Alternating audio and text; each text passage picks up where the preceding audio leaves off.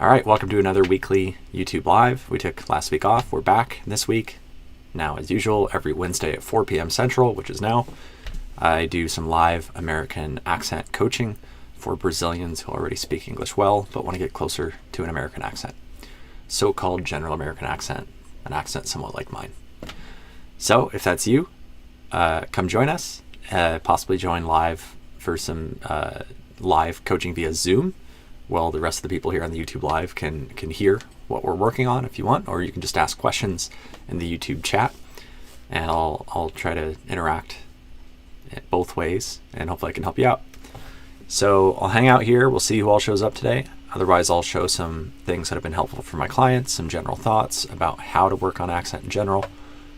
But yeah, again, feel free to join live. Let me know if you want to join the Zoom for some actual, live coaching, or we can do Q&A via the chat. Okay. Without further ado, let's do. So there's a link in the description of this video that'll take you here, or maybe here. I forget where it links to in my app, but I'm building this web app for people like you, Brazilians who want an American accent. So you can see some resources I made here for free, and some external resources that I'm collecting. So you can use some other resources as well.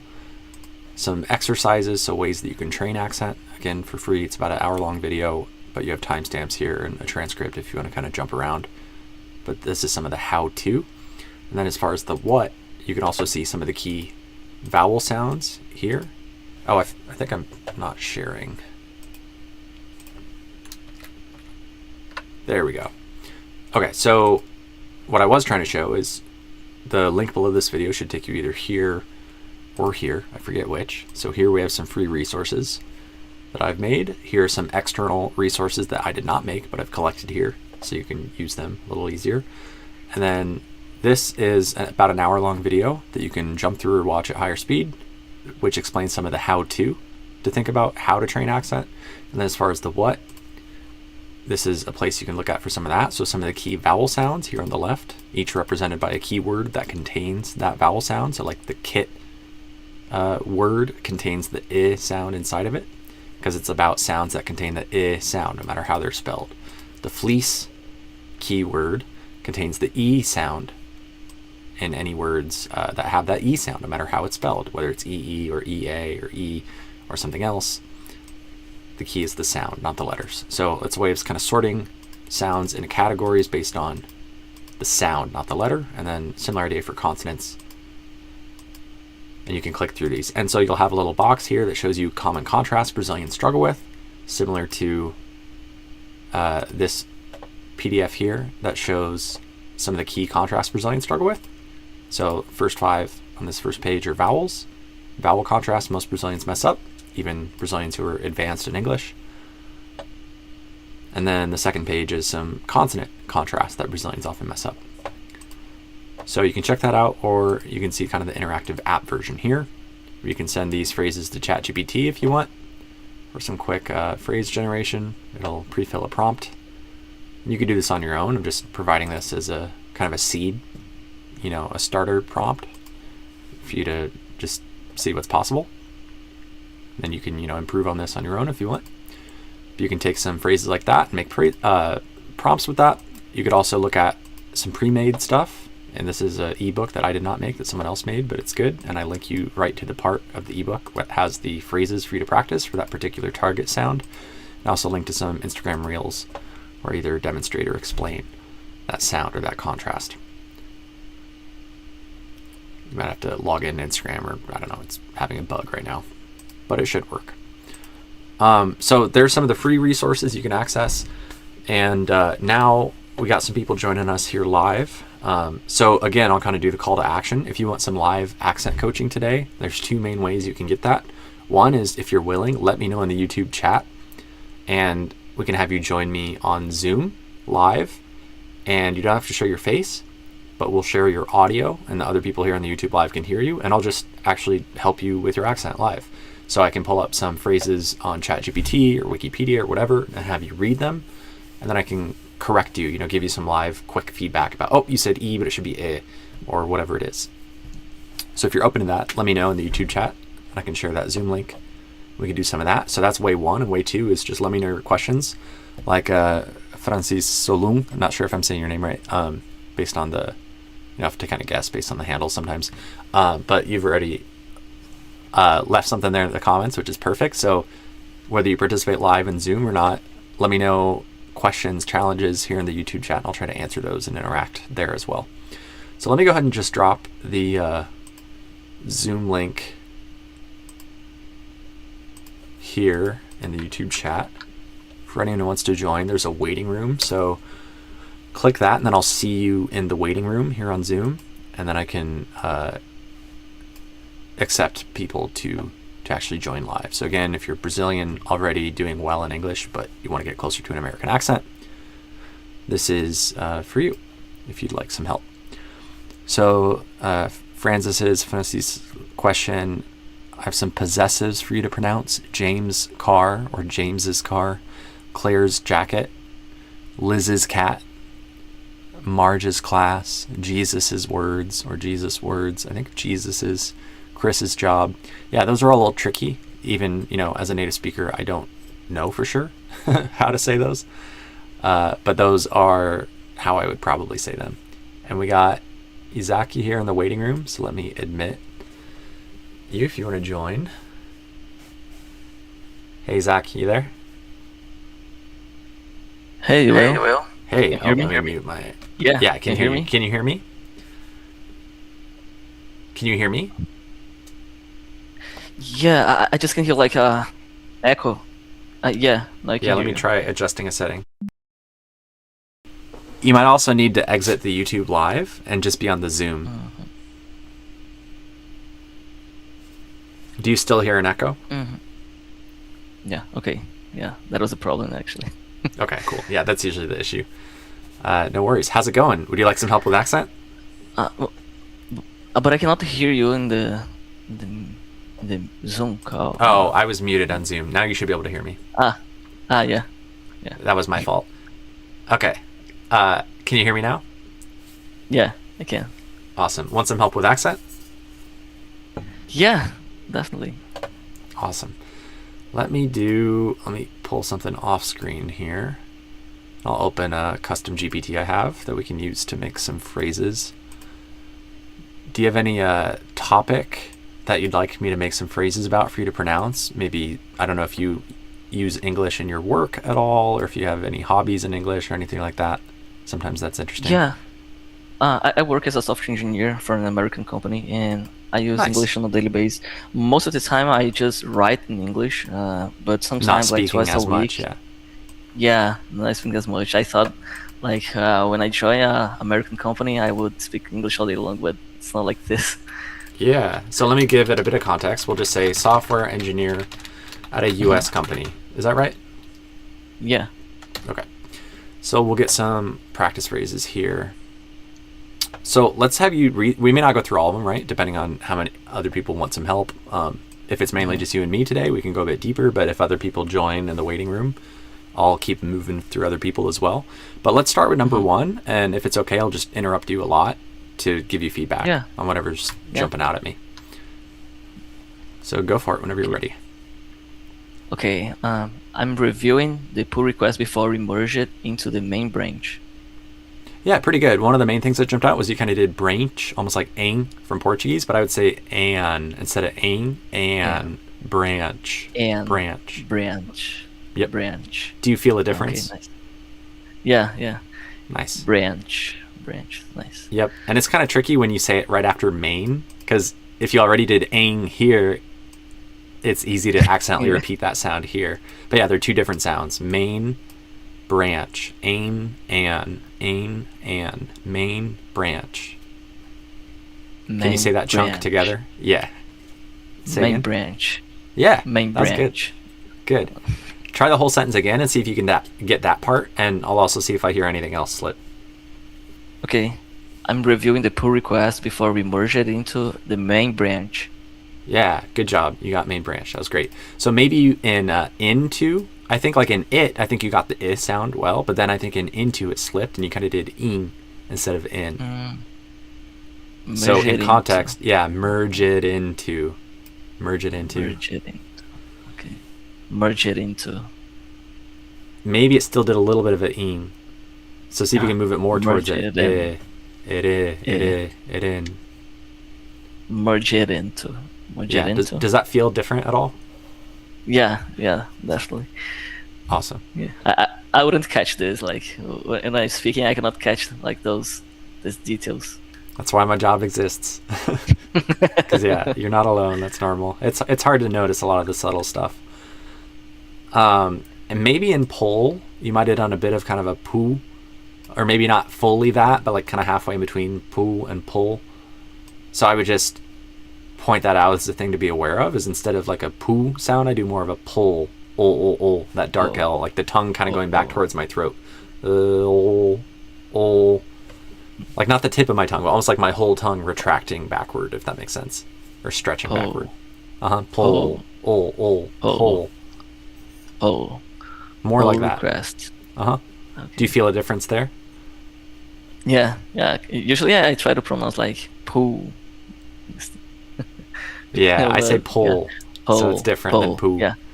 Yep. Okay. Yeah, that's good though. You're picking these up pretty quick. And then the key step here is you might be able to do it when you focus on it, but then the goal is to practice these so that eventually they become a habit, even in random phrases wherever they show up. And that's where it's simple but not easy. Basically, it would look like each of these words I give you feedback on. We could make more phrases using those words in different contexts, and you could also create your own phrases and practice, making up random phrases out loud. So imagine like next time you're, in a car or a bus or shower or whatever, like these kind of random transitional moments, lunch break, maybe just practice some of these things like what I just showed you now out loud in random phrases, pretending that you're answering questions, doing some work task, and then say out loud, the pull request, pull XYZ, pull this, pull that. And if you feel it slip to poo, try to notice it and then correct it. Okay. Does that make sense? Yeah, it does. I have like a question because go for it. Usually I struggle to pronounce like when a verb ends with ed and yep. After tough. that I have to, like worked to. How do you pronounce this? Like it sounds like overpronounced. Worked to. Yeah, I think in some cases we can kind of delete the ed, which might become like a T sound or something, but we might be able to just delete it in some cases because of the T after it in this case, in to. So if I'm saying this, like work to, we've worked really hard to blah, blah, blah. So like we've worked to improve. I think I basically just delete. I basically say it the same as far as I'm aware, I'd say it the same as work to, if you can see this on the screen. Work to, yeah. So I do think there are some cases where it's basically the same as the present tense, as if it was not a ed when it's followed by a word like to. I'm trying to think of exceptions. Yeah, I can't say that it's always that way. It might depend on, because there's like 3 different pronunciations of the ed ending, at least, depending on the situation. So it's a little bit tricky, but sometimes it could be simplified like that. Okay, nice to know. Because all the time I was trying to pronounce like worked to, and I couldn't have like a smooth speech. Yeah, sometimes the good news is sometimes natives do actually simplify it, and we might literally delete something or adjust a sound to make it flow a little bit easier. Not always, but sometimes we do that. I'm also just noting in the waiting room, I see you there, Hosana. So if you're listening, if you're able to join, just hang out there. Hopefully in the next few minutes I can bring you on. So you're in the right place. Just stay there and I can admit you in a little bit here. Let me show you another tool before we go here. And if that's okay, I'll probably go on to the next person pretty soon here. Have you heard of Youglish.com? Yeah, I use this a lot every single day. Try using it for like the question you just asked me. Put something in quotes and try different verbs with the ed. So you could do work to and then click US. And then just go and listen to some of these and see how do they pronounce it. Do they do some sort of pronunciation for this ed? Do they say it almost like there is no ed and it's just work to? There might be variation. Maybe some people say it with kind of the full pronunciation where you might hear worked to, and other people might simplify it. So you might hear, different people doing it different ways. But this way you can kind of be an independent accent detective and not just take my word for it, but you can go actually see how do real people do it. And then instead of worked to, you could switch it to liked to, loved to, started to, like, you know, just swap out the words, kind of run experiments and see how does it change, when can the pronunciation vary, when does it not, that kind of stuff. Okay, nice. I'm gonna try it. Awesome. Yeah, thanks so much. Yeah, happy to help. Anything else before we go on to the next person here? Yeah, I'm all set for now. Yeah, I really appreciate your time, your help. Cool, happy to help. And yeah, hopefully the words we worked on are ones that you need to say a lot. So maybe you can actually get some value out of that at work for branch, pull, and then the more kind of generic word into as well. Okay, I'm gonna practice this. Awesome. Thanks so much. Yeah, happy to help. Take care. Take care. Bye. Okay, Hosanna, I'm going to admit you into the Zoom call now. You there, Hosanna?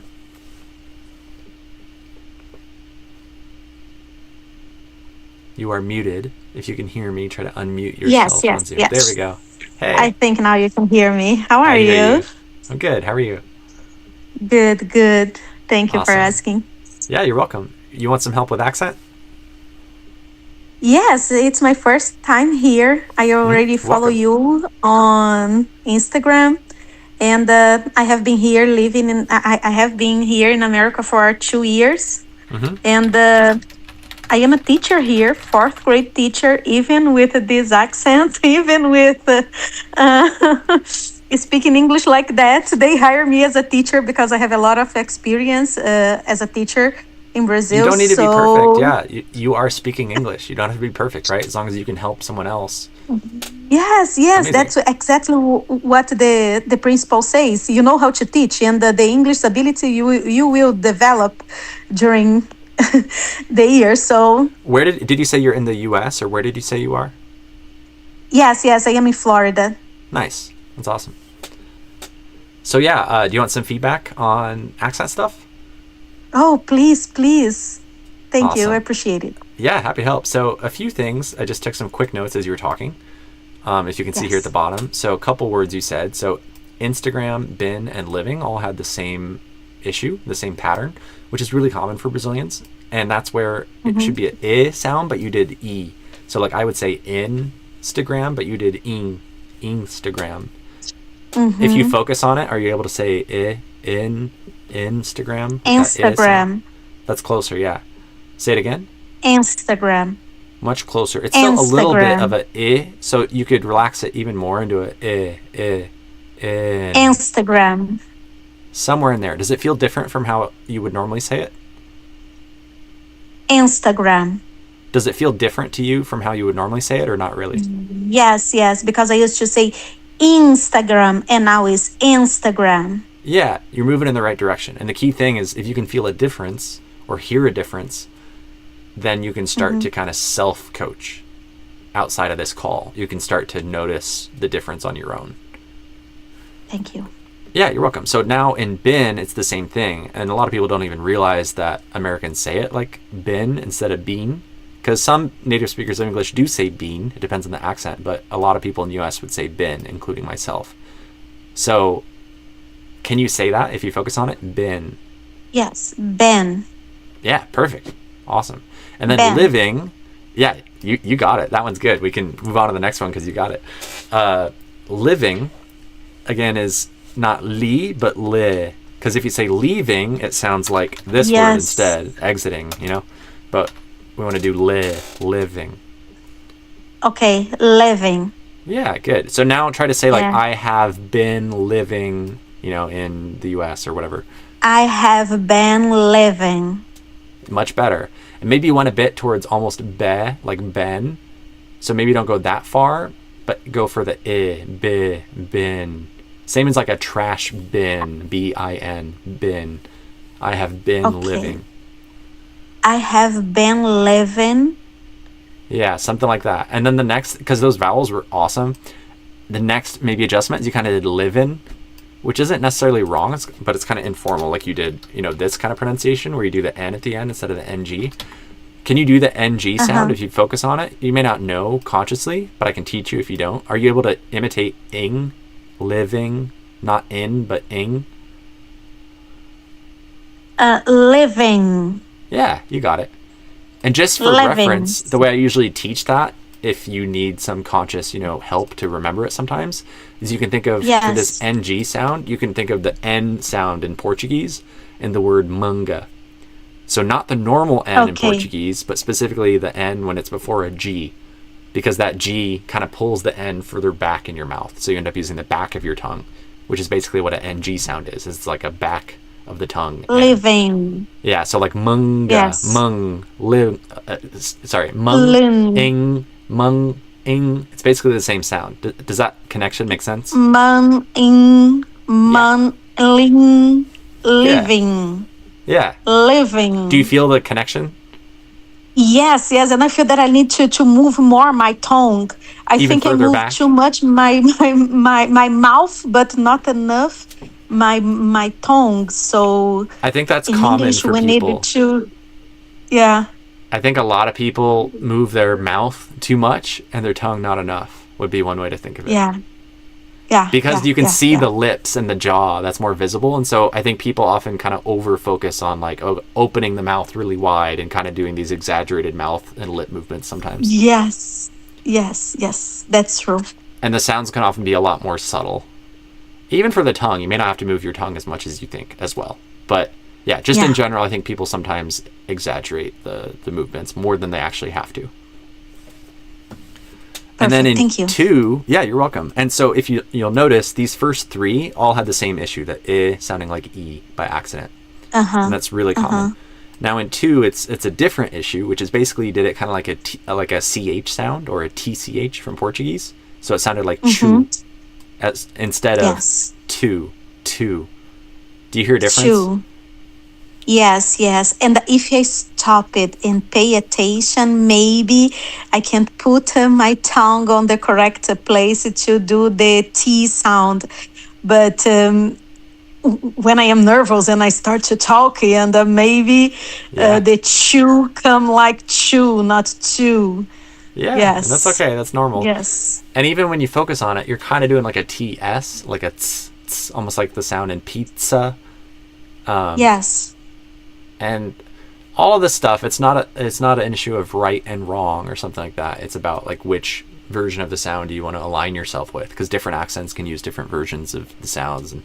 But like if you're trying to say it like I do, sometimes I might do kind of that sound, but I think I also often do a sound that I haven't heard you do yet, I don't think, which is I almost think of it like a T with just like the tongue tip, like a very precise, like not using the middle of the tongue, like a sh, where you get kind of a chiado, because the middle of your tongue is kind of going up and touching the roof of your mouth, but instead it's like a very precise, like just the tongue tip, and it's not getting that chiado, it's not getting the middle of the tongue involved, it's more of just like the very tip of the tongue very precisely touching the front of the roof of the mouth.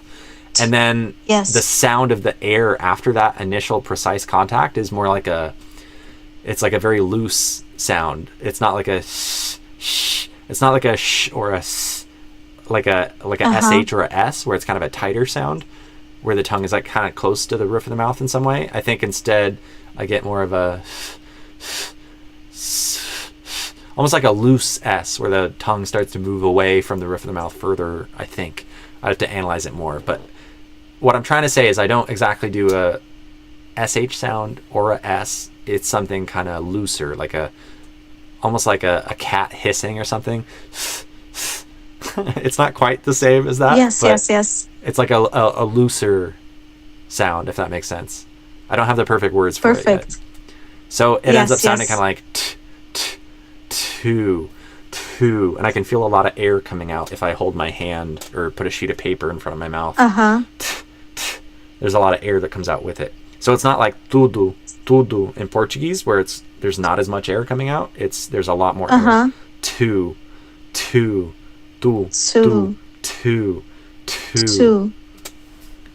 Yeah, and so we may not fix it now, and I'm not saying it's broken or that you have to change it, but if you want to adapt it to the way I do it, I think you're moving in the right direction. Hopefully those are some good pointers. I'm pretty sure. Thank you so much. Yeah, happy to help. And do you have any questions for me before I guess we don't have anyone else in the Zoom waiting room yet, so I could like pull up some phrases for you to read or something if you want to, or if you have any questions. Oh yeah, up to yeah. It's up to you. I am happy to be here to learning with you. To I learn, will try to learn. to do my I will try to do my tea better. Awesome. So you said you're a 4th grade teacher, is that right? Yes, yes, yes. And do you teach, how does it work in your school system or your school? Is it you teach all the Oh, subjects? Or do you teach a specific all subject? subjects: ELA, math, Nice. social studies, and science. Yes. Okay, I'll and say, intervention. Yes. I'll say new person. This person is a 4th grade teacher, all subjects at a school in the U.S.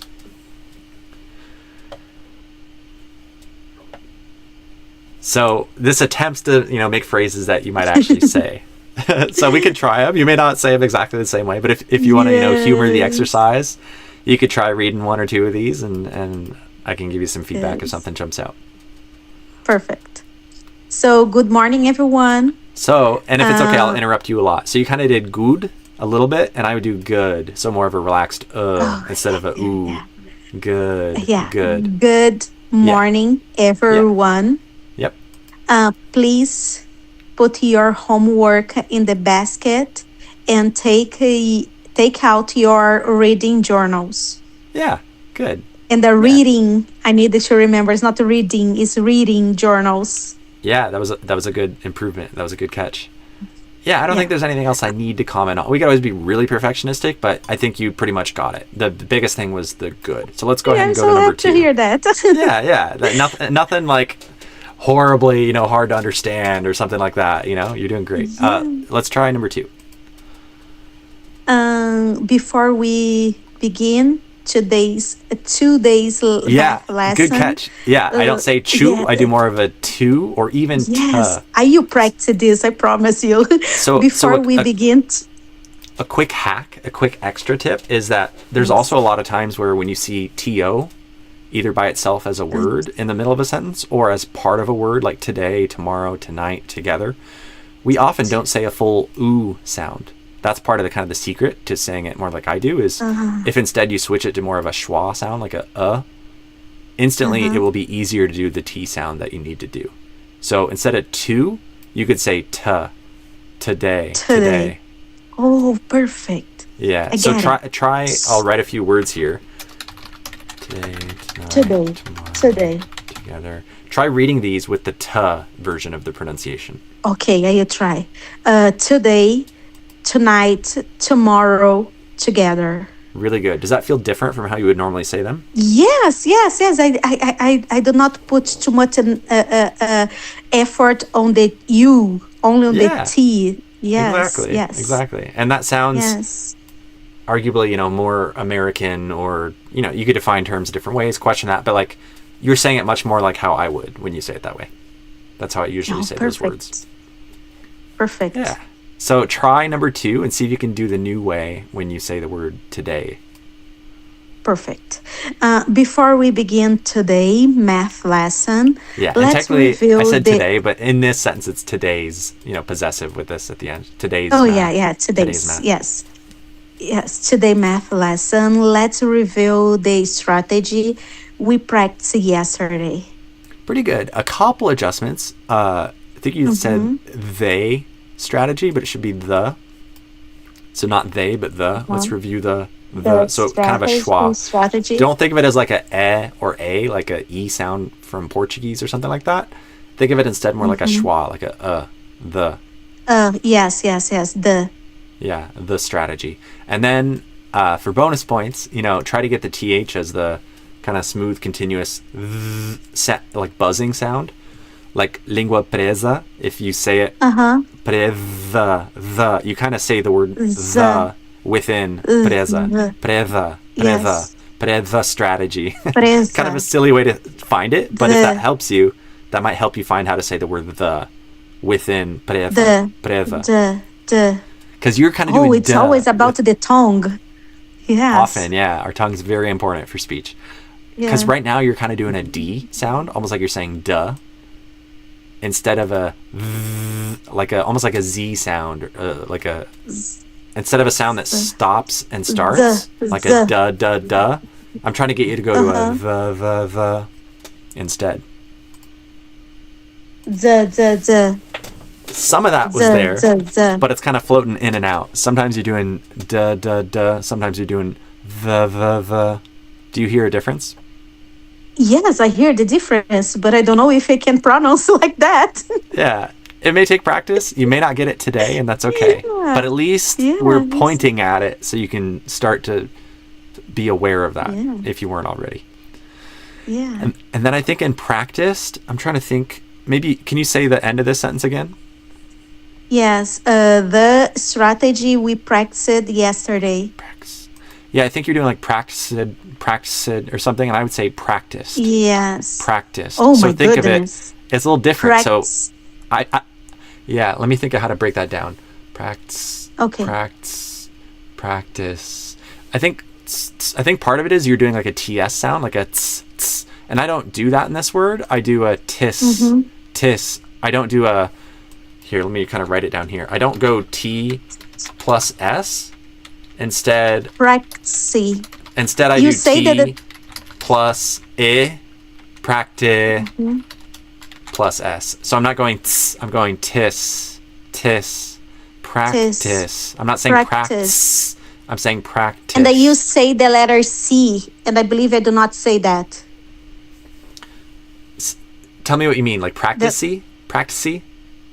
Practice. Yeah, we don't say the E at the end. So you can imagine if we kind of write it out like sort of phonetically-ish, it would be something like a P plus a R plus a sound, which is kind of like from Portuguese, but not exactly. So it's like an extra open, like a. And then, a K. And you might only hear the first part of the K. You might not hear the K. You might just hear the stop, the prac. So instead of pra, I'm going prac. I'm just like doing the first part of the K. And then I release it as a T, where you hear practice, and it goes to that kind of vowel, kind of like a fechado de português. And then a S. And then if it's the past tense, practiced, we add potentially a T after it. Practiced, tist. So the ending syllable is kind of a tist sound. Tist, practiced, practiced. Practiced. Yeah. Practiced. Does that feel pretty different? Oh, yeah, completely different. Practiced. Yeah, really good. So, practiced. Completely different that I said before. Perfect. Yeah. Do you have some good stuff to practice based on what we talked about? Yeah. I really enjoy. You share this with everybody. Awesome. I love it. I'm here to help. Hopefully it's helpful for you and other folks. Thank you so much. I really appreciated this time with you. Thank you. Happy to help. Anything else before I go on to the next person? No. Thank you. I really appreciate it. Just what I want to say is thank you. Muito obrigada. Imagina. Que bom. Fico feliz que você gostou. So, keep practicing. Let me know if you need more help. And I'm rooting for you. Yeah, thank you. Bye. Yeah, you're welcome. Bye. Okay, Azriel, you're up next. Adding you now.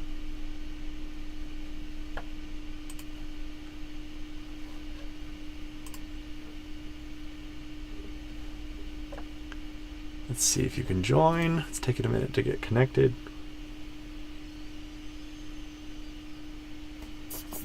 I guess I can take this brief transitional moment to remind people, if you want to become a client, if you want me to help you like this privately, longer term, not just once in a while on a random live in a public way, you can check out a link for that in the description below this video. There's a link that explains how to become a private one-on-one client. Not a good fit for everyone, but maybe it is for you, so I want to make sure you're aware that that exists. But as always, there's the free content in these free lives as well, so whatever makes most sense for you. Azriel, are you there? I know you're in the YouTube chat. I tried to add you in Zoom, but it just says joining, and it hasn't progressed past that. So I'll message you here in the chat. Hopefully we can get you connected here. And I'll probably end the live pretty soon here. You're here. So, do you hear me on Zoom? I'm trying to add you in Zoom, but it just says joining. Maybe quit and rejoin.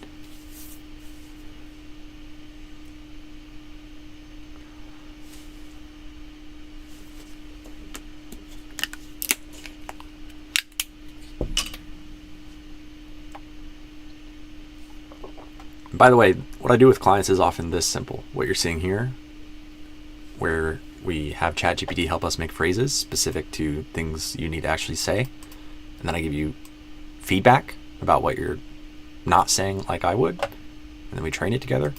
Most of my calls with clients are that simple. I make a custom GPT for each client where it already knows what the client does, their LinkedIn, their company, their role, whatever, is okay to share with ChatGPT.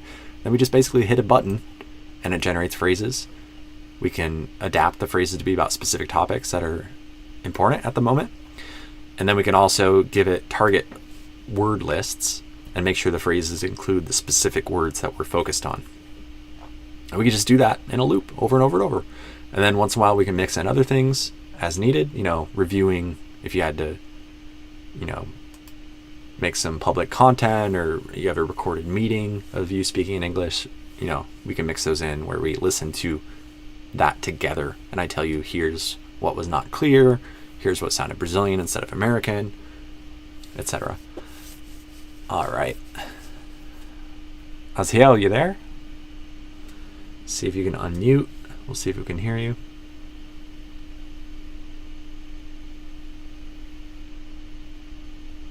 Because I see you in Zoom, but you are still muted. Tem que desmutar.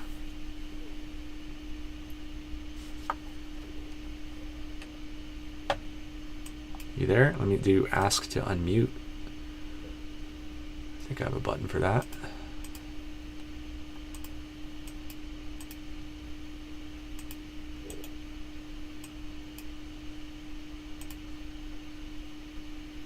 So I'm asking you to unmute. But I don't know. Is it having an issue on your end? Oh, now you're unmuted. Oh, okay. Okay. Good evening, bro. Good evening. How's it going? Okay, finally. Yeah, finally. I'm glad it worked. Sorry for to be so late. No worries. I'm glad we got connected. How's it going? I think we've talked before, haven't we? Have you been on? I forget who I've talked. Yeah. Have you joined live? Like we are right now at some point. About 3 weeks ago. Yeah, maybe, that's what I thought. if I can remember correctly. Nice. I have a bunch of questions, Will, about the pronouns them and him. Can go ahead? Yeah, so then as in THEN or them with a M at the end? Yeah. When you have the contraction and you say like things, I gave them money or Yep. I gave him money. They can sound the same. When I say right now, can you identify what I'm saying? I gave them money. What you understand that I say? Say it again. I gave them money. It sounds different from how I would say it, but it sounds like maybe you're trying to say them, because I think I'm hearing you do like a flap T, like gave them almost. So I didn't intend to do it. I gave them. Or sorry. I gave him money. I gave him money. now that's sounding like it could be either one, which is how I would do it. The way I usually say this most of the time is the same pronunciation for either. both. I gave him, and or it could either. be either one. Either or either. Both are valid pronunciations. But yeah, for these, Dude, we don't have a single word in Portuguese. This outrageous for me. Okay, but there's no a word that you can just pick one and say the way whatever you like. I bet there's some. I'd have to think about good examples, but sometimes you just don't think about it until you discover it. But yeah, it is an interesting example in English. We have examples like biscoito or bolacha. Sure. But this is a regional specific thing. Uh-huh. It's not a thing that you can just choose one of them. You know what I mean? Uh-huh. I bet you could come up with something. But yeah, in English, this is a good example of that, where it's basically the same pronunciation. And if you want, you could say them distinct. You could say, I gave them, or I gave him. But a lot of the time, when it's in a sentence, we reduce it, and it becomes im for both of them. I gave him money. And it could be either one. It's ambiguous. So yeah. Does that answer your question about that part? Go ahead. There's no specific answer. Like for them, you have to say I gave one, or to him, I gave them. You don't have to. Maybe depending on the accent, there could be that contrast in a way I'm not aware of. But as far as I'm aware, when I speak those in everyday English, I often say them exactly the same as far as I'm aware. And then the difference is understood via context, or if needed, emphasizing the pronunciation more clearly and saying them or him. Emphasizing one of them if needed. Yeah. Break the ambiguity. Exactly. Yeah, you got it. It's kind of like can or cannot. Even between native speakers, it's often hard to hear the difference between can and can't. It depends totally on the context. Yeah, sometimes the difference is more clear, where it's like can versus can't, and you can hear based on pronunciation or based on the context, it's more clear. But there are some situations where it is ambiguous. It's not clear, even for a native speaker talking to another native speaker, like me talking to my brother. Same city, same accent, same whatever, same background. We still might ask each other can or cannot, just to clarify, because it's not always clear. And how you clear this out is to say cannot, or there's another substitute to can. Or no, I think we'd usually just either say can or cannot, or we would like repeat the phrase like I can be there. You're like can or cannot, I'd be like I can, or I cannot be there. Or rephrase it like I won't be able to be there, or whatever it is. You know, just some way to remove the ambiguity. Perfect. And can I have? Yeah, you can. Let me just offer one other thing. Is like similar stuff happens for certain numbers. Like if we're like 15 or 50, the other person 50. might say like 15 or 50. Because it's also not clear sometimes. So again, even between native speakers, we don't understand each other 100%. Sometimes there is ambiguity. So even if you're trying to speak like a native, it's good to remember even native speakers don't understand each other 100% clearly all the time. Yeah, that way is a clever way to specify which number you're saying. Yep. Let me ask you one thing more. Yeah, sure. About. Can I offer one more fun fact? Syllables. Sorry, remember what you're going to say. Can I offer a fun fact about numbers before we move on? Yeah, go ahead. So I could be wrong, because I think I just read this on Wikipedia. But I think supposedly in Portuguese... No problem. I read a bunch of stuff there too. Yeah, I love it.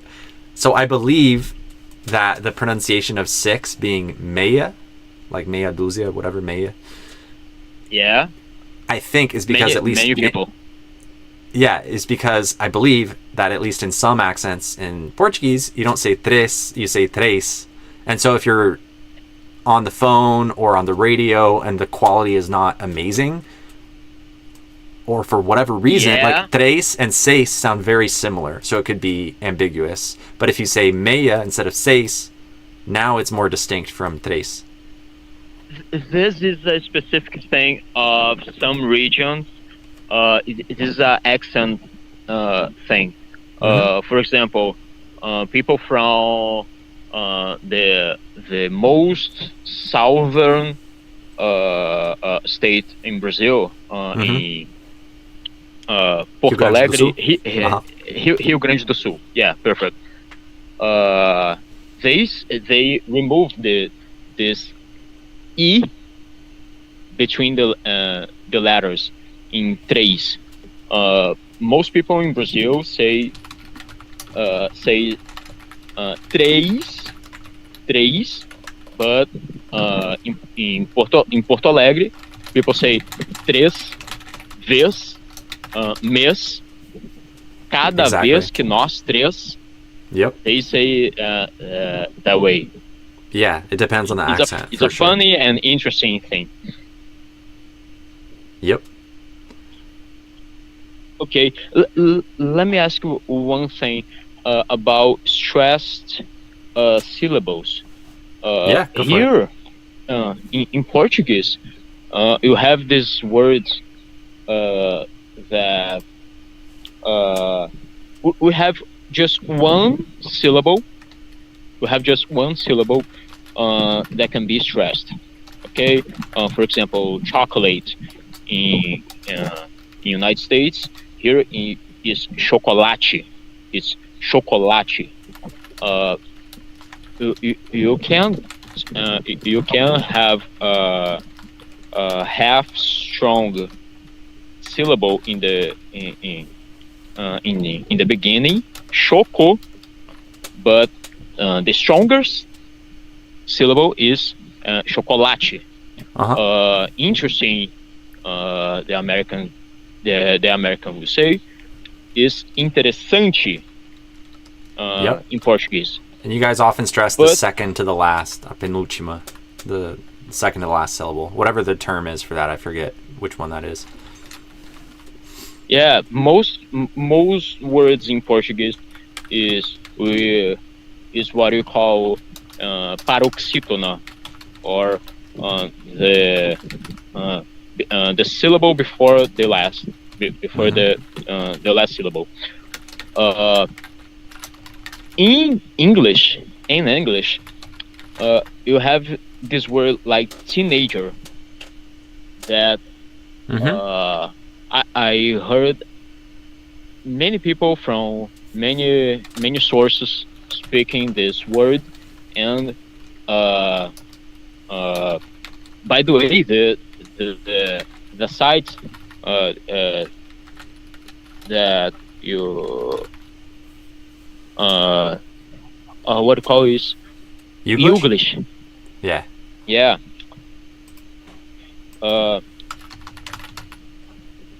When you hear people say teenager, I was always asking me if it was the first syllable or the second syllable. The right way to say that word is teenager.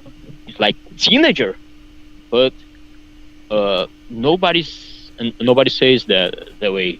Or some people say it that way. I think it can vary. I think you'll hear both. Yeah. And maybe even one person might say it both ways, because I don't know for sure. I'm not like,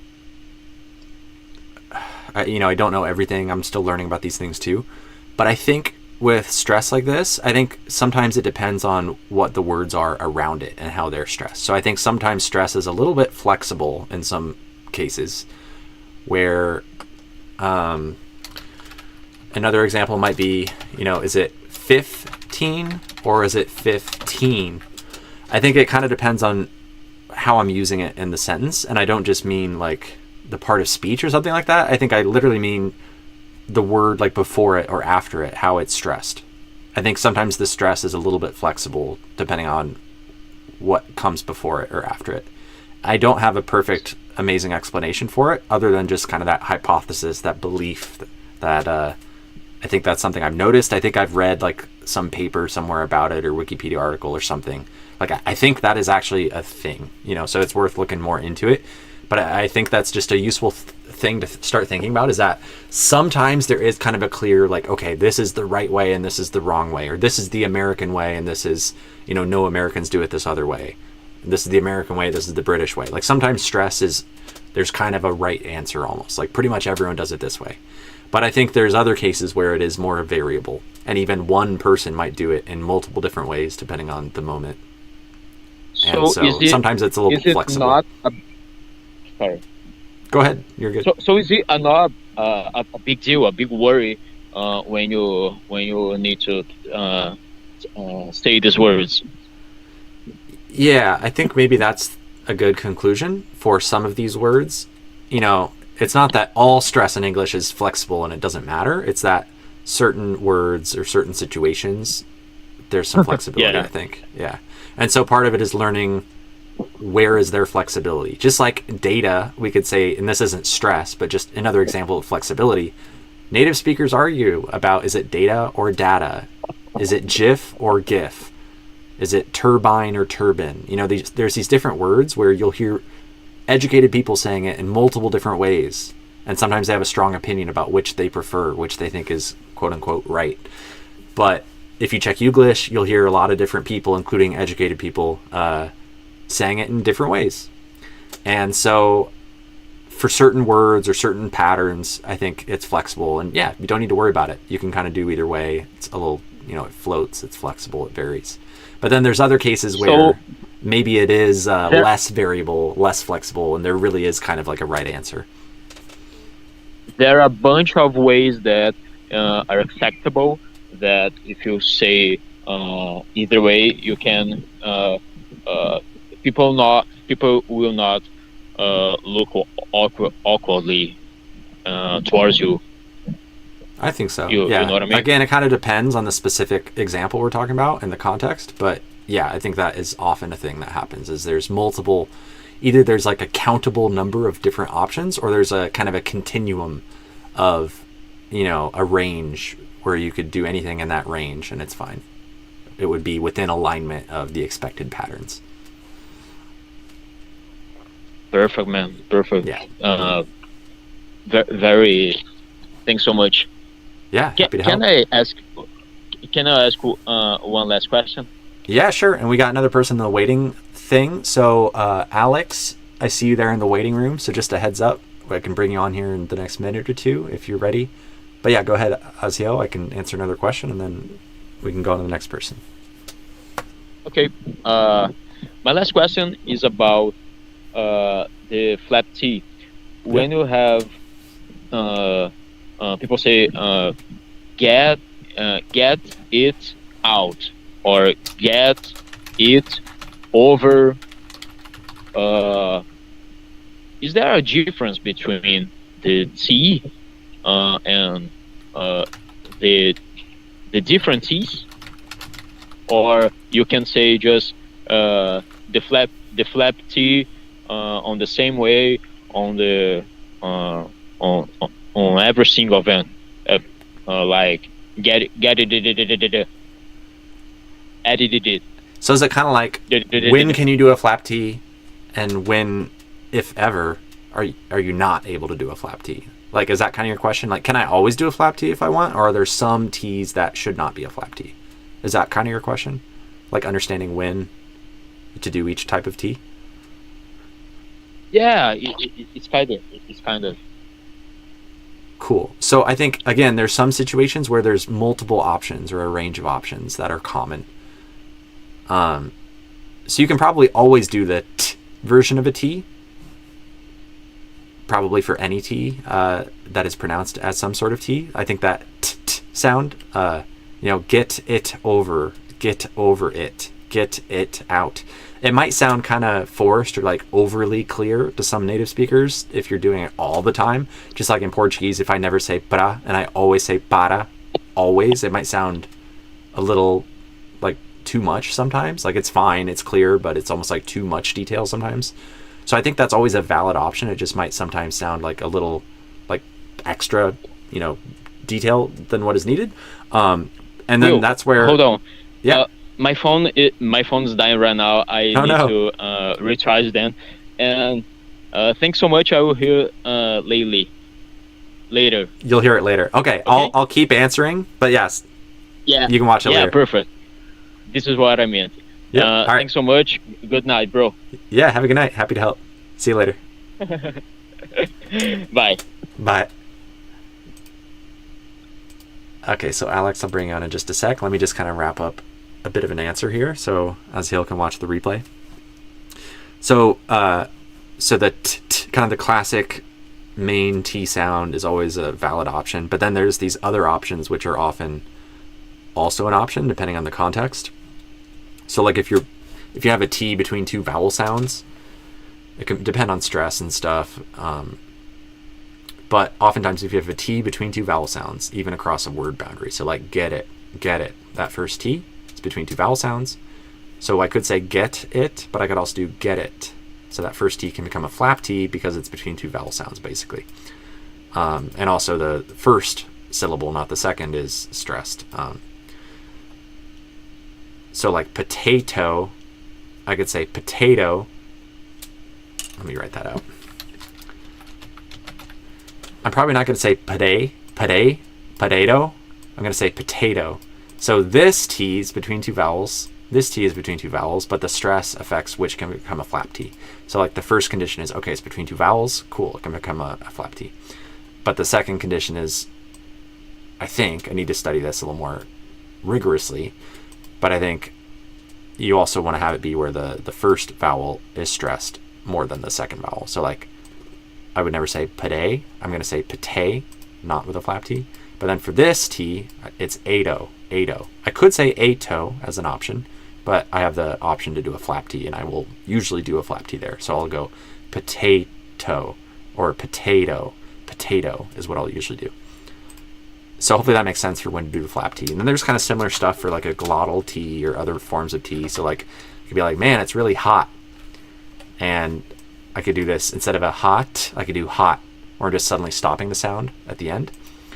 But if I say it's really hot outside, now suddenly there's a vowel after it, and I have the option to turn it into a flap T. Hot out, hot outside, hot outside.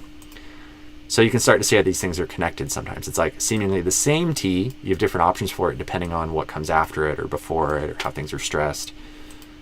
There's some other stuff with like the amount of air that comes out with a T for like top versus stop, whether there's a S before the T or not, and again, depends on stress and stuff a bit. But anyways, that's a decent, quick entrance point to get you started thinking about some of the variables that matter. So you have at least like kind of the classic T sound, which could have air coming out with it or not, but it's kind of this T sound. Then you have the flap T, like the R in para, or this second T in potato, ado, or hot outside. And then you could also have a glottal T like hot, or football, or mountain, certain, so on. So yeah, there's some other possibilities too, but that's a pretty good entrance point. All right, so moving on to the next person. Alex, if you're still here, I see you in the waiting room. I will invite you on now. And I guess I can try to read through the chat here. I haven't interacted in the chat as much today, so I'll try to, before I leave, at least go through what I see in the chat and try to answer the questions here. But yeah, I'll invite you now, Alex.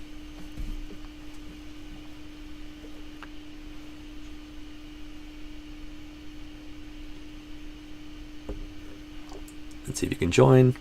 I don't know if there's an issue today with joining for some reason. But yeah, Alex, if you're there, I've invited you to join Zoom. So you should have like a notification from Zoom or something. Maybe a button you can click to join. Or maybe it's having a technical issue. If you're not able to join, maybe exit and rejoin the Zoom link and I'll add you again. And hopefully you're able to hear me. I don't know if you're actively listening right now or not, but I'll type in the Zoom chat as well. I'll say, Alex, trying to add you to Zoom now. If not working, maybe quit and rejoin.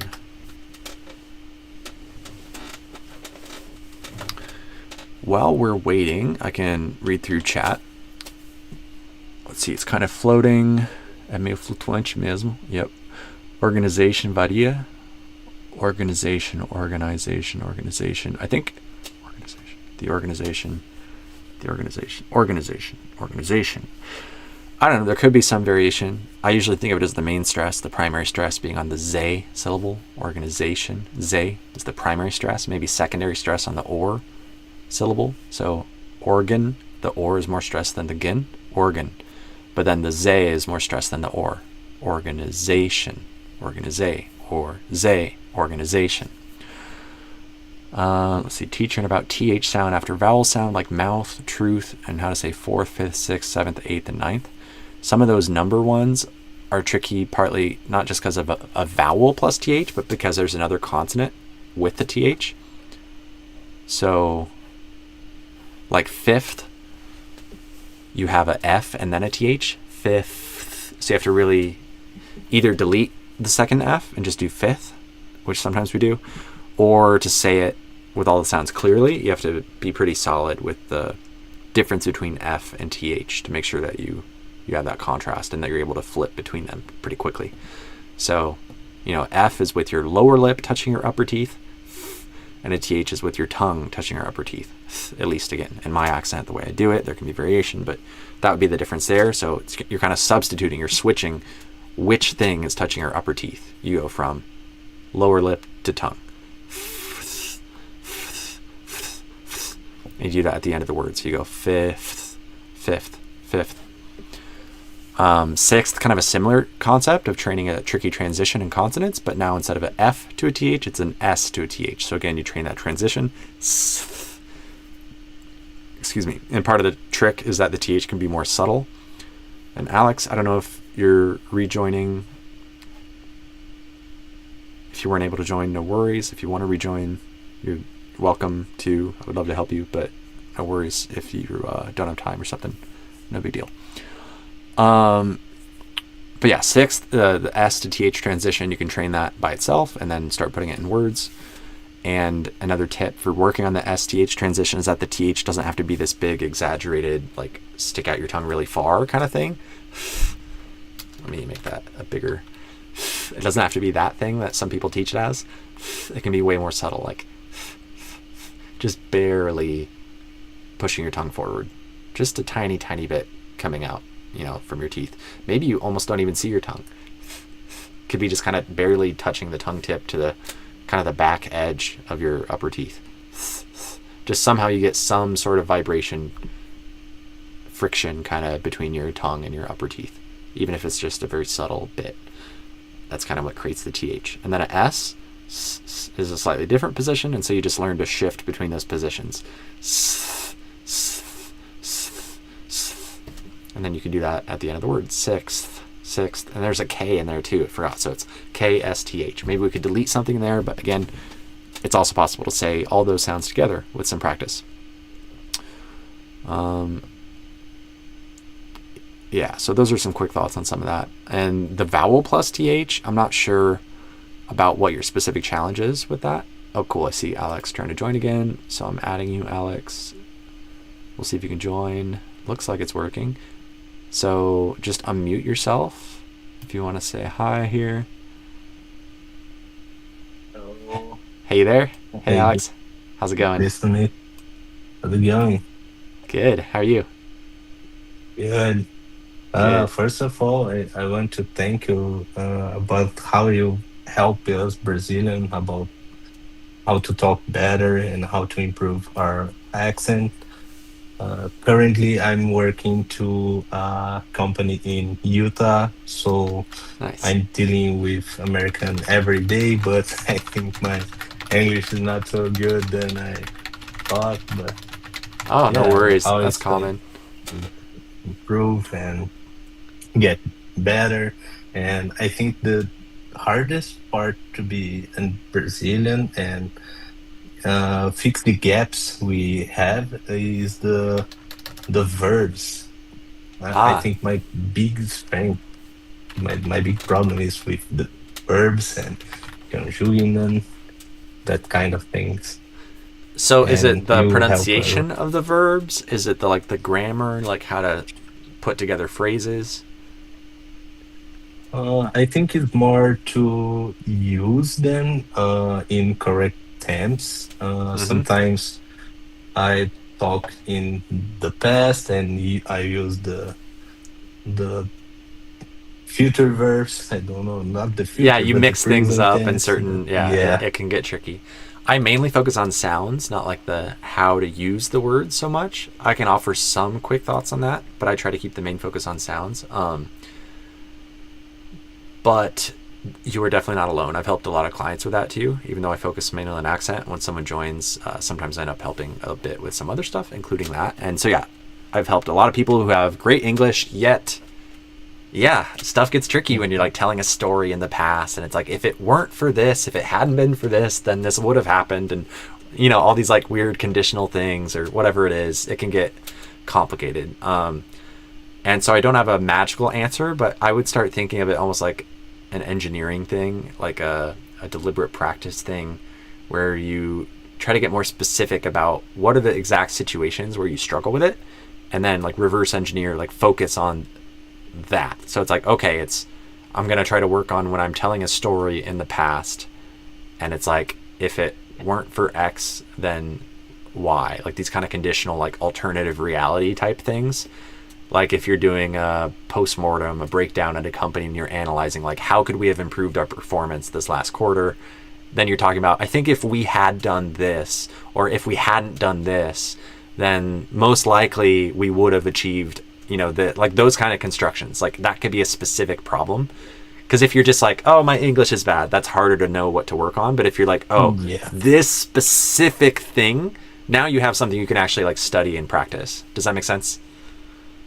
Yeah, of course. I think is the main goal of improve is to know all the verbs and how to put in the phrase and how to use the auxiliary verbs and sometimes the pronunciation of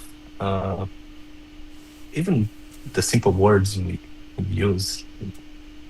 Totally. Yeah, I think it's more to thank you more than ask something to you. Oh, that's fine. You don't have to ask anything if you don't want to. I appreciate, being thankful and just connecting for a minute. That's fine too. Yeah, for first I will ask your name, but I think it's right on the. I'm happy to share. It should be somewhere, but it's not always obvious. It's Will. My name is Will. Well, okay. Nice to meet you. Nice to meet you. I'm a big fan of it. Thank you. I think that's it. I don't have many questions to do. I come here more to thank you and say you help a lot of Brazilians to improve.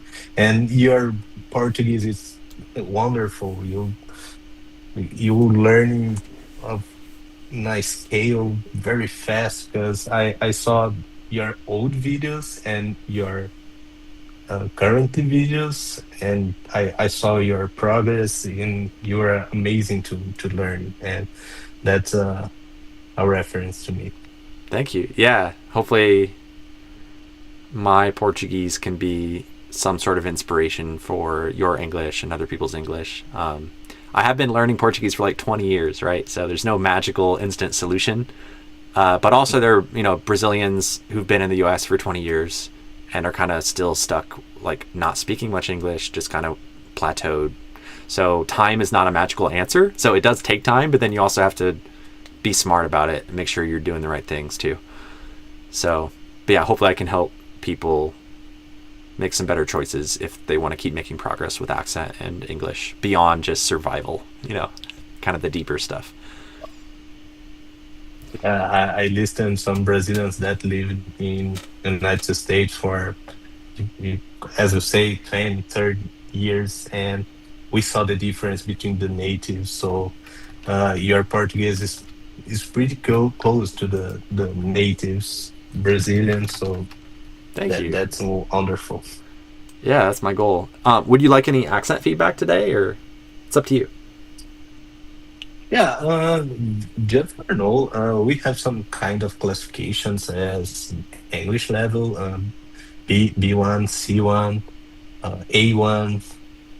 Uh, just a question. I know you can do this just with a little conversation, but if you give me a rating, how is this rating should be? Oh man, yeah, that's always tough because even if we talk a lot, I'm not like a professional rater. I wouldn't trust my judgment on that. I could make something up, but I wouldn't have much confidence in it, and you shouldn't either. Because like, are you A1? No. Are you C2? Probably not.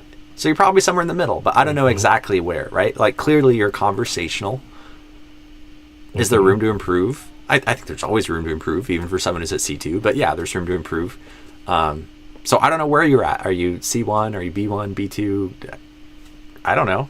But I think you're doing great. And so first of all, recognize how well you've done already. You're having a conversation with me. It's pretty easy to talk with you. You're working in English. That says a lot by itself, that you're able to work in English, regardless of, whether it's challenging or not. You're doing it, right? And you get better by doing it. And so just keep going and trying to get better and being hungry to get better. I don't know. Maybe that's something that's kind of cliche and stuff, but that would be my answer for you. Yeah, thanks for the feedback. I feel sometimes the American is struggling to understand what I'm saying, to put in the tempo. He talk about the past or the present, so that seems a lot of confusing, but I'm trying to improve and get better. Yeah, so don't run away from that. Run into it. That's my main feedback I give people is when you've identified an area that's a challenge, don't avoid it. Intentionally go do more of it. So imagine if you had to go talk about complicated, whatever it is, like past tense things every day, and you had to listen to people talking about it every day. You kind of almost have no choice but to get good at it. You would have to find a way. If like, if your life depended on it or whatever, on using the past tense in complicated way, like, I don't know, you'd figure it out somehow. Where there's a will, there's a way kind of thing. And there's technique, and it's not just that, but like really if you want it bad enough and you focus on it and you spend enough time on it, you'll probably figure it out pretty well.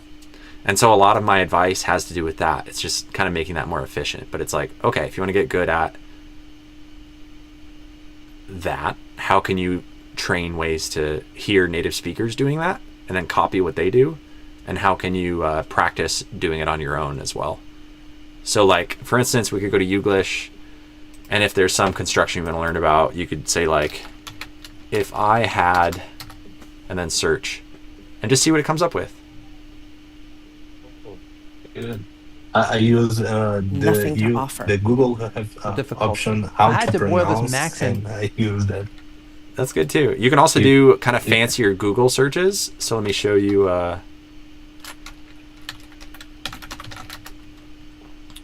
You could do just write how to pronounce something, and then the Google has some add-on that shows the pronunciation. We have it's pretty good. Of struggle with mountain pronunciation. I learned a lot of time. Yep. I got a CAPTCHA. Plants, including. Do you think the AI is a good way to learn, improve, and see our gaps? It's decent. None of it's perfect, but you could check out Bold Voice. They're my favorite app I've seen so far. If you tried them. Bold Voice.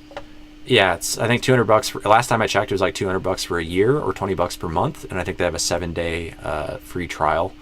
It's not perfect. None of the AI apps are going to be perfect. So like even for me, it won't give me 100% all the time, as a native speaker. So like your goal is not really 100% because even I won't get 100%. So keep that in mind, but it's still going to be mostly directionally correct, directionally useful. Even if sometimes it gives you advice that I would disagree with, it's still going to move you in a useful direction and give you exercises. And it has videos from accent coaches giving you guidance, which again, sometimes I might disagree with. It doesn't mean that I'm the one source of truth that knows all the right answers or something. But my point is always stay a little bit independent in your thinking. Don't fully trust any one source, including an app or a coach. Stay kind of an independent accent detective, stay curious. But yeah, if you have the right mentality, it's another great tool in the toolbox. Go play with it. Don't feel like it's going to be a magic solution that does all the work for you, but it will help do some of the work for you, so you don't have to think about what to practice and how to practice quite as much. It can help you kind of orchestrate your practice and give you feedback. So it's definitely a valuable tool, and I have clients who use it, sometimes use it and also have me as a coach. You don't have to just do one or the other. Use all the resources available to you, There's a lot of good stuff on YouTube and Wikipedia, and if you're smart about using, even just listening to podcasts, or it doesn't have to be about accent. You can, as you listen to the English you already listen to, you can focus on the accent layer as you're listening. You can pay attention to the T sound that someone said. What kind of T sound did they say? You can pay attention to the vowels and realize, oh, they didn't say, like some stuff I was hearing in your accent. Let me see. I'm starting to take some notes. Like they didn't say big, they said big. You kind of did big. Or they didn't say difference, they said difference. So like that's a classic challenge for a lot of Brazilians, is accidentally saying E where it should be E.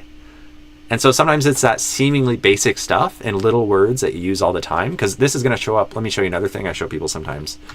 Words containing I. If we just open up a list, a lot of time the letter I is going to be an I sound, not always, but often. And Brazilians will almost always do an E. And so that's often going to be wrong. So even in these little everyday words like in, it, is, if, all four of those are I, but a lot of Brazilians do E. We have for example, the requirements. We use the I and pronunciation requirements, but I don't think that's right. I don't think you can change to E, like requirements. Oh, so that's kind of a different... So I guess I should be clear. Sometimes I say this more clearly. I didn't this time. When I say I often has the I pronunciation, I mean when the I is not next to other vowel letters. So if it's in its syllable, it's the only vowel letter, then it's often going to be a I sound. But as soon as you combine it with like a U or a or a E or some other letter in the same syllable, now it's probably not a I. It's probably something else. There are exceptions though, like police, bistro, pizza. There are some words, ski, where the I does have an E sound. So yeah, English has to be special all the time, right? It has to be hard to predict. That is what it is. But often, if you have to guess, usually I would guess I, not E, when you see the letter I as the only vowel letter in that syllable. So yeah, those are a few of the short words. And then there's even some three-letter one. Just thinking of like words you say probably every day, you don't think about it. A lot of these are going to be I, not E. So like it's not he's, it's his. It's not him, it's him. It's not eats, it's its. It's not deed, it's did. It's not seeks, it's six. Here's the one I just pointed out to you. It's not big, it's big. And so on. Like there's so many words that you probably don't even realize you're saying the quote unquote wrong way. And they're little words that you probably say all the time and don't even think about it. Yeah, Americans understand, but they know exactly. It's usually not the end of the world. It's usually fine. It's not a native talking over there. It's clearly some foreign. Yep, and once in a while, it won't be understood. If you say like Brazil is a great place to leave, but you meant to say live, it has the opposite meaning. So usually context will save you, but not always. Sometimes it will actually change the meaning and be misunderstood. Also, that's an expression in English that I love that explain a lot of accent, which is potatoes. Yeah, so, exactly. Whatever. Yeah, data. Yeah, a lot of it, it's not really that big of a deal. It depends on what your goals are. But yeah, there's a lot of stuff. It's fine. You don't have to worry too much. Awesome. Thank you. Anything else before we go? Yeah, that's it. I just to say I'm a big fan and you are helping us a lot. Thank you for all. Yeah, happy to help. All right, man. Take care. Thank you. See ya. You too. See ya. Tamo junto. Bye. Thanks. Bye. Valeu. As Hale said, Brazil is good to leave. This is true for some. Yeah, I don't have an opinion, not being a Brazilian, but I have plenty of Brazilian friends. My wife is Brazilian, so I've heard many different opinions. And similar opinions for Americans in the US. You know, no country is perfect. But my goal is not to pick an opinion for anyone. My goal is to help you express your own opinion more clearly, whatever it is, so that you can say either leave or live in the way that you actually want and not be accidentally saying the wrong way. So that's what I would say about that. Whether you love Brazil or have a more complicated relationship with it, I want you to be able to express whatever you actually believe. And on that note, I think we can wrap up for today. So I'll kind of give the typical reminder. If you enjoyed this, if you want more, if you want to become a private one-on-one client, there should be a link below this video. Couple things. First of all, more free help. Do this live, every week, Wednesday at 4 p.m. Central Time. Or you can click the links underneath this description in the video here on YouTube to see the free, Accent web app that I'm building with some other free resources. You can search some of the reels I've made and see, a word or a sound that you're curious how to say, whatever it is. And maybe I've already made a video about it. I haven't cataloged all the reels, but I've cataloged at least like 200 of them here. So you can find some of the most common issues. And in addition to that, you get I showed this earlier today, some of the top 10 mistakes that Brazilians make, 5 key vowel issues and 5 key consonant issues. And there's some other stuff you can click around here in the app, and there's some interesting resources if you want to explore that. External resources, Bold Voice, like I mentioned, some accent exercises, so how to train stuff. There's an hour-long video, but there's timestamps, a transcript. You can put it at 2x speed if you want. But it has some good exercises for how to train. So anyways, there's free stuff if you want free help. All my Instagram content, which is linked below as well. And but if you do want to become a private one-on-one client, so you're not just occasionally getting some free help or in a public way or kind of sporadically, but you want to have some deeper help from me on an ongoing basis, that is an option. It's a fairly high investment. It's not for everyone, but you can check that out below. There's a link for that as well. And it's super simple. There's no sales call or any big crazy process. If it is a good fit, you could become a client in the next 5 minutes. Because there's a kind of automated application. You don't have to even type in big crazy answers. It's just multiple choice, just to make sure that you're the right fit. And you can read here all on one page how it works. And if it's a good fit and you're good to go, you can literally just buy it right there, and we start calls right away, and I start helping you. And if you are a good fit but you have some questions, then before you buy, you can send me a WhatsApp. It'll give you the link and ask me whatever questions you have about the program, because I want to make sure it's a good fit if you do have questions. But that's the point. I'm trying to keep it super simple instead of a bunch of crazy, I'm trying to respect your time. So if that is a good fit, check that out. If not, again, here to help you for free as much as I can as well. So yeah, that's it for this week's live. Hopefully see you next week, and in the free content, and maybe as a client. Either way, take care, tamo junto, and I'm rooting for you.